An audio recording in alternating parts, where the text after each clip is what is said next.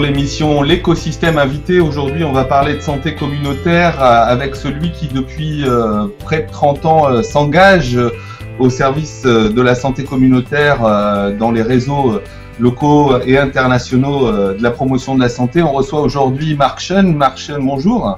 Bonjour. Ravi de vous retrouver pour cette émission, l'invité du mois de décembre. On va parler avec vous de santé communautaire. D'abord, pourquoi, alors vous êtes médecin, vous présidez l'Institut Renaudot, pourquoi s'engager depuis si longtemps au service de la santé communautaire? Eh bien écoutez, parce qu'en fait, on a à quelques-uns découvert cette stratégie de santé, de promotion de la santé avec nos amis belges et québécois, et qu'on a vu tout simplement que c'était une stratégie qui correspondait bien à des valeurs et à des objectifs de pratique qu'on souhaitait développer dans nos activités professionnelles et sociales. Alors, quelle lecture vous faites de la situation en matière de santé communautaire à l'échelle internationale aujourd'hui? Eh bien, écoutez, pour être franc et direct, elle est très contrastée. Elle est très contrastée parce que selon les pays, c'est une stratégie plus ou moins développée, et aussi selon les pays, c'est une stratégie qui est lue et appliquée de façon là aussi très différente. Ce qui a l'air dans les pays où c'est développé le plus pertinent, le plus réel, c'est quand même l'idée d'approche collective des questions de santé, c'est-à-dire on s'adresse vraiment à un groupe, on envisage vraiment le collectif, c'est-à-dire soit l'intervention d'un groupe d'habitants, d'un groupe de femmes, d'un groupe de jeunes qui a envie de faire quelque chose, qui se mobilise, ou avec lesquels on a envie de se mobiliser. Donc cette idée de collectif est très importante, de même que l'idée de santé globale, c'est-à-dire que c'est rarement pour un problème d'offre de soins, pour un problème de maladie qu'on va développer une stratégie de santé communautaire. Ça va être tout de suite quelque chose de beaucoup plus large, c'est-à-dire une dimension sociale, une dimension culturelle, une dimension environnementale qui va accompagner, qui va compléter la dimension accès aux soins ou santé publique. J'ai envie de revenir sur cette réalité multidimensionnelle de la crise. Vous n'avez pas l'impression que justement le contexte socio-économique est un des pires ennemis aujourd'hui du développement de la santé communautaire? Alors écoutez, c'est une question compliquée pour nous et pour tous les promoteurs de cette stratégie de santé communautaire, j'ai envie de dire aujourd'hui. Parce que on peut imaginer tout à fait deux entrées, deux raisons pour développer la stratégie de santé communautaire différentes. Ça ne veut pas dire qu'ils s'opposent, mais différentes.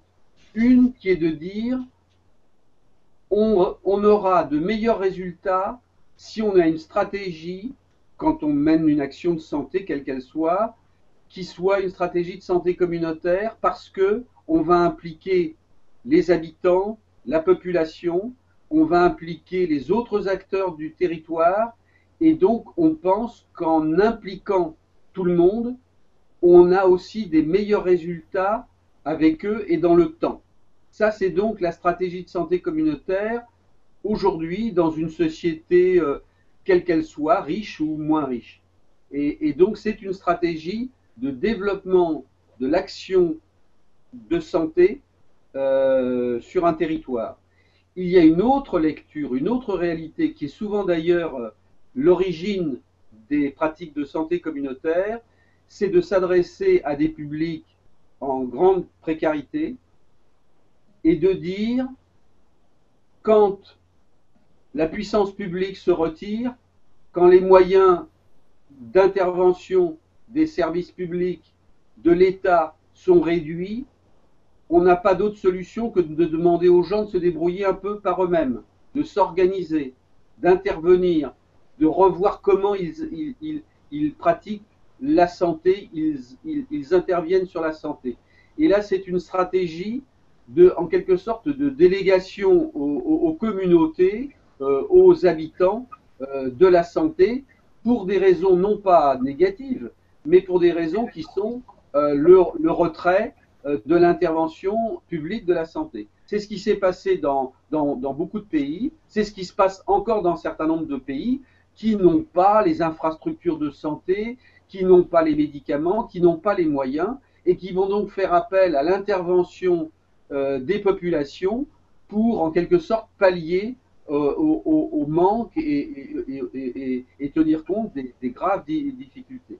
Nous, évidemment, en France, aujourd'hui, nous prônons, nous défendons, nous faisons du plaidoyer pour la stratégie de santé communautaire hic et nunc, c'est-à-dire vraiment de dire c'est une stratégie qui va s'appliquer pour la mise en œuvre d'une démarche de dépistage du cancer du sein, du parcours de santé de la personne âgée, de travail en direction des jeunes sur des problématiques d'addiction ou d'autres sujets, où l'idée c'est vraiment de considérer, quel que soit le groupe concerné, que c'est avec lui qu'on va développer des actions, des initiatives de promotion de la santé, mais pas en opposition ou par manque de moyens de la puissance publique ou en manque d'offres de soins, qui ne doit pas s'opposer ou en quelque sorte être le pendant de la stratégie de santé communautaire. Bien évidemment, pour ma prochaine question, j'aimerais faire écho à notre précédente invitée, que vous connaissez bien évidemment, Martine Bantuel, qui nous disait dans l'émission la promotion de la santé, c'est résister. Je serais tenté de vous poser la question, est-ce que la santé communautaire, c'est révolutionnaire? Écoutez, j'ai envie d'être prudent sur ce point-là parce que c'est un terme malheureusement aujourd'hui qui peut desservir le plaidoyer. Hein, certains disant mais qu'est-ce que vous voulez faire avec cette stratégie? J'ai envie de dire c'est une stratégie qui implique du changement. Ça c'est évident. C'est une stratégie qui implique du changement, c'est-à-dire que de l'activité individuelle d'un professionnel, de l'activité individuelle d'un habitant, on substitue une activité, une pratique qui se veut collective. Donc ça, évidemment, ça crée du changement, et si le changement est révolutionnaire, je dirais que c'est révolutionnaire. Si le changement aujourd'hui, c'est une nécessité sur le territoire, et tout le monde le dit, j'ai envie de dire, tout le monde le dit, à ce moment-là, je dirais que c'est une stratégie de changement pertinente, utile en 2014 pour améliorer la santé d'une population, de groupes de population. On ne fait pas, on fera de moins en moins des actions de santé efficaces sans les gens eux-mêmes. Donc voilà. Après, chacun appréciera, dira s'il accole le mot révolutionnaire ou pas. Produire ensemble du changement. On ne pouvait pas recevoir Marc Schoen sans, alors il s'affiche à l'écran à vos côtés, parler d'un personnage, un certain Théophraste Renaudot. Vous êtes le président de l'Institut Renaudot depuis de nombreuses années. Parlons de l'Institut en quelques mots et parlons surtout, revenons peut-être ensemble sur ces rencontres qui ont mobilisé des centaines d'acteurs, de citoyens, d'élus autour de cet enjeu qu'est la santé communautaire. L'Institut aujourd'hui, ses envies, ses objectifs pour développer la santé communautaire, aux quatre coins du monde.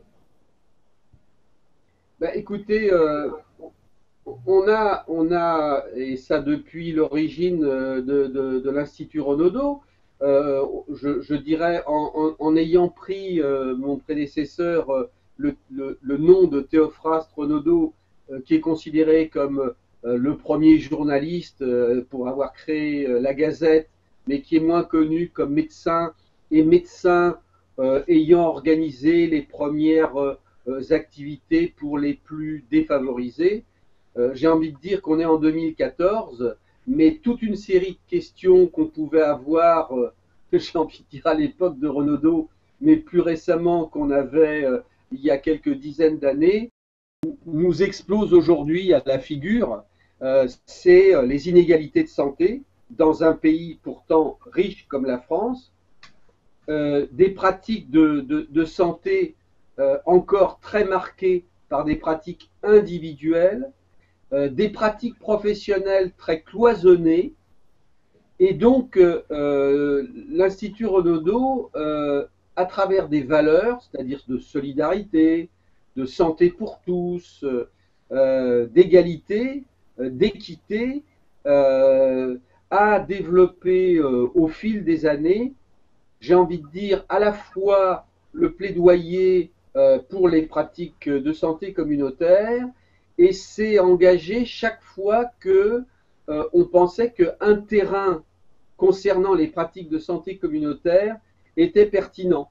C'est-à-dire, par exemple, on s'est beaucoup impliqué dans tout ce qu'on appelle santé locale, c'est-à-dire les ateliers santé-ville, les contrats locaux de santé, l'intervention des villes en santé, le projet OMS Ville Santé, tout simplement parce qu'au local, on va retrouver tous les acteurs qui, pour nous, sont les acteurs des démarches communautaires. Les habitants d'abord, les professionnels du soin, les élus, mais aussi les professionnels du social, de l'éducation, etc. Donc, vraiment pour nous, la démarche communautaire en santé, on préfère dire d'ailleurs démarche communautaire parce que ça a l'idée d'inscrit dans le temps. La démarche communautaire nous paraît être vraiment moderne. Et quand on a vu, puisque vous me demandez de dire un mot sur les rencontres, c'est vrai qu'on est très, très fiers de ces rencontres tous les 2 ans, depuis 2000, donc là c'était les 8e cette année, on a 300 à 400 personnes de toute la France, avec de plus en plus de personnes venant d'autres pays, qui se retrouvent non pas pour faire des discours, mais pour échanger leurs pratiques, comment ils s'y prennent. Et on va se retrouver à 400, aussi bien des habitants que des professeurs d'université, que des élus, que des institutionnels, des associations. Et cette diversité de public, elle est là uniquement pour apprendre, pour comprendre, pour dire comment demain, quand je retourne dans mon quartier avec mes habitants qui sont nombreux aux rencontres, eh bien, on va essayer de encore mieux travailler à mieux informer, mieux associer, etc. Donc les rencontres, c'est un moment tout à fait essentiel dans le paysage de la santé communautaire aujourd'hui en France, qu'on imagine même démultiplier, c'est-à-dire qu'on verrait bien les rencontres faire des petits dans d'autres pays, mais dans d'autres régions de France, hein, d'utiliser aussi des médias pour diffuser, non pas un message, non, vraiment comment aujourd'hui, dans la complexité des problèmes, et les problèmes sont compliqués, il n'y a pas, contrairement à ce qui pouvait peut-être se passer, mais en tout cas aujourd'hui, quand on a à traiter une pathologie, quand on a à traiter la vie d'un quartier, immédiatement, on voit que on ne peut pas le faire tout seul, on ne peut pas le faire avec un secteur d'activité, il faut intersectorialiser, c'est-à-dire le médecin ne pourra pas faire seul sans l'assistante sociale ou sans l'urbaniste et vice-versa. Et les habitants, eux, ne sont pas sectorialisés. Ce sont des habitants dans leur globalité pour qui la santé, bah, c'est l'éclairage public, c'est la sécurité de leurs enfants à l'école, c'est donc à des problématiques globales, il faut avoir des réponses complexes qui vont donc voilà un peu j'ai envie de dire le quotidien de l'Institut qui, évidemment, à travers des formations, des accompagnements et les rencontres, essaye d'être contributif au développement des démarches communautaires. Et j'ai envie de dire, si je peux me permettre, ce qui nous fait à la fois plaisir, mais dont on mesure qu'il y a encore du chemin à parcourir, c'est que maintenant, les démarches communautaires commencent à être un peu reconnues. C'est-à-dire que l'Agence régionale de santé d'Île-de-France, par exemple, a inscrit le développement des démarches communautaires dans son schéma régional de prévention. C'est encourageant. Une sénatrice a déposé un amendement dans un texte de loi pour le développement de la santé communautaire. Donc il y a des frémissements qui montrent que malgré le mot qui parfois fait un peu peur de communautaire, mais qui est largement utilisé en Suisse, au Québec, dans tous les pays d'Afrique, etc., est en train quand même en France de se développer, Ça nous paraît tout à fait réjouissant et nécessaire surtout. Alors Marc Schoen, avant-dernière question à l'invité. Je rappelle, Marc Schoen, investi dans la santé communautaire depuis des années, président de l'Institut Renaudot.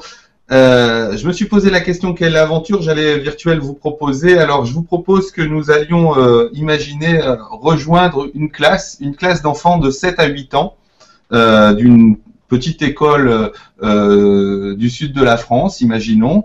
Et vous rentrez dans cette salle et la première question du jeune homme au fond de la classe, c'est « Dites donc, monsieur, c'est quoi la santé communautaire ?» Eh bien, je lui réponds, eh ben, c'est savoir ce que tu as envie de faire. Votre réponse est précise, savoir ce que tu as envie de faire.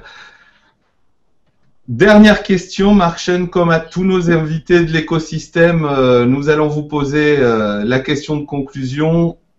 Quelle est votre définition singulière, personnelle, fondée sur votre vie de la santé? C'est à vous. Écoutez, je vais pas faire preuve d'originalité. J'ai envie de dire que je me retrouve bien dans la définition de l'OMS c'est un état de bien-être physique, psychique et social. Évidemment, après, ça se déclinera selon les individus avec des attentes sans doute différentes, mais à peu près être correct sur le plan physique pour pouvoir bouger et pouvoir avoir une vie sociale, culturelle, évidemment un emploi, pouvoir me déplacer. Donc tout ce qui va faire la qualité de l'ensemble de ma vie. Marc Schoen, merci pour cette belle rencontre au cœur de l'écosystème santé. Merci à vous. Merci à vous. Merci.